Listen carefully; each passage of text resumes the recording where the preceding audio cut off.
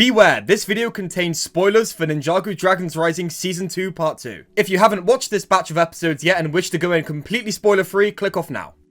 Over the years, the LEGO Ninjago franchise has had a massive variety of villainous factions for the ninja to fight. Generally speaking, with every new season of Ninjago, and now Dragons Rising, we can expect a new villainous faction to pop up. Which brings us to the latest in Ninjago's long line of villainous factions, the Wolf Mask Warriors of the Wolf Clan.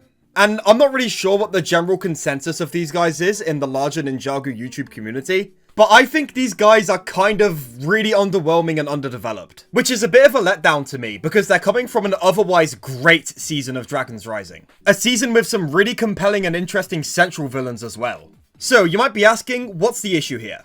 Ninjago villains have had armies full of faceless goons working for them for over a decade now. Why is this one suddenly a problem? And the issue for me is just that there's no context to these guys whatsoever. We just watched a 20 episode long season about the ninja fighting the Wolf Mask Warriors, and after that whole experience, I don't know a single thing about the Wolf Mask Warriors. One thing I will say is the actual masks they're wearing are incredibly cool. I really like the lore surrounding these masks. The idea of shattering the parts of your soul that are good in order to unlock forbidden powers is really interesting. And it's an idea that has huge storytelling potential for the characters that choose to shatter their souls. Take Jay for example. My issue is with the people wearing the masks, of which I know absolutely nothing about. Who are these people, man? Are these people normal guys who joined Raz to shatter their souls and help free the Five? In a later episode of Season 2, we are shown that millennia ago, the Forbidden Five had a Wolf Clan army of their own, that they used to cause chaos and conquer the wilderness with, which are identical to the Wolf Warriors we see in the present day visually. Are these past Wolf Warriors who served the Five the same people who are fighting alongside Cinder against the ninja in the present day? If so, how have they stayed alive for all of these thousands of years? Where did Raz find them? Were they just posted up somewhere in the Shadow Dojo waiting for someone or something? Are they even the same Wolf Warriors? Or did the Wolf Clan we see in this flashback disband after the imprisonment of the Forbidden Five, leaving Raz to take the masks from the Shadow Dojo and form a new Wolf Clan? These Wolf Mask Warriors immediately drop their fight with the ninja in episode 10 to go and bow down to Nokt, and ultimately turn on Raz and start fighting for the Forbidden Five exclusively at the end of the season. So that definitely does feel like evidence that these Wolf Warriors are the same ones that served the Five back in the day. But on the other hand, these warriors are also perfectly okay with Raz abusing and torturing Nokt. So maybe Raz recruited these guys and then their eventual betrayal of Raz at the end of the season is done by mind control? I think the Wolf Masks having secret mind control properties is definitely a valid interpretation of the end of Season 2. If this is the case, and I'm gonna be honest, it's really likely that it is the case, I just wish this episode made it a little more clear.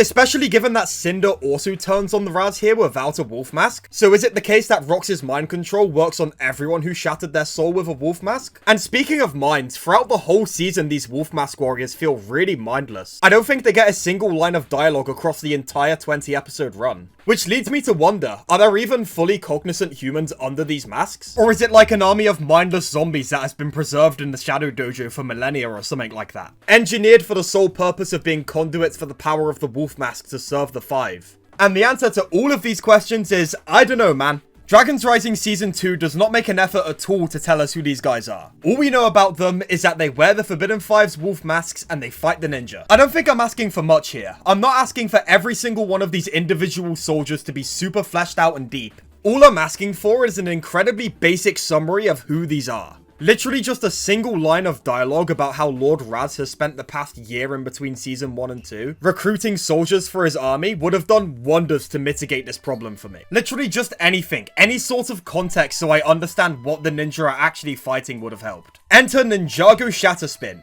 a Dragons Rising prequel comic that takes place during the Serpentine War era, where Garmadon enters the Shadow Dojo and interacts with wolf mask stuff. This comic seems to support my undead wolf mask warriors theory, showing the spirits of the wolf masks interacting with Garmadon, before then saying that he could perhaps bring back the wolf clan. And man, I don't like this. And just to be clear, I don't like the fact that this is being relegated to a comic. Not the actual comic itself. Shatterspin has been really good so far. I have always been a very big supporter of Ninjago having an extended universe push into books and comics and stuff. I think it's a great way to flesh out the smaller and less important aspects of the Ninjago world that the show doesn't need to.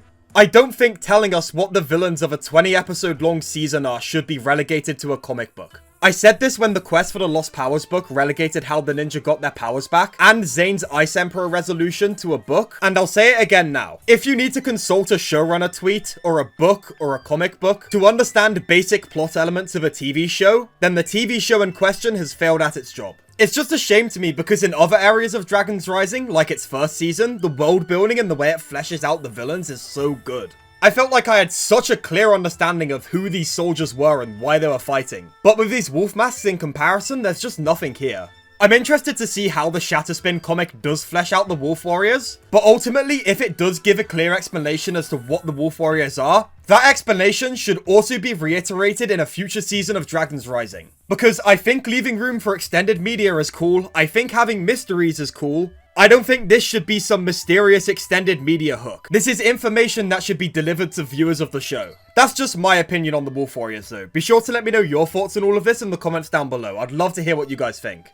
I know this is my first very opinionated video about Season 2 I've put out since the early release of its second half, but don't take the negative opinion expressed in this video as me disliking the whole season. I thought Season 2 and Part 2 of Season 2 was really great, had some incredibly compelling character stories and writing, and was just a lot of fun. I'm a big fan of Dragons Rising Season 2 and will be making some future videos down the line expressing some more positive opinions on it. Today though, I just had this Wolf Warrior thing on my mind and I thought I'd make a video expressing my thoughts on it. So yeah, thank you guys for watching this video all the way through, I really appreciate it. And a massive thank you to my channel members for financially supporting the channel, their names are listed on screen now. And as always, I hope to see everyone in a future video. Goodbye for now.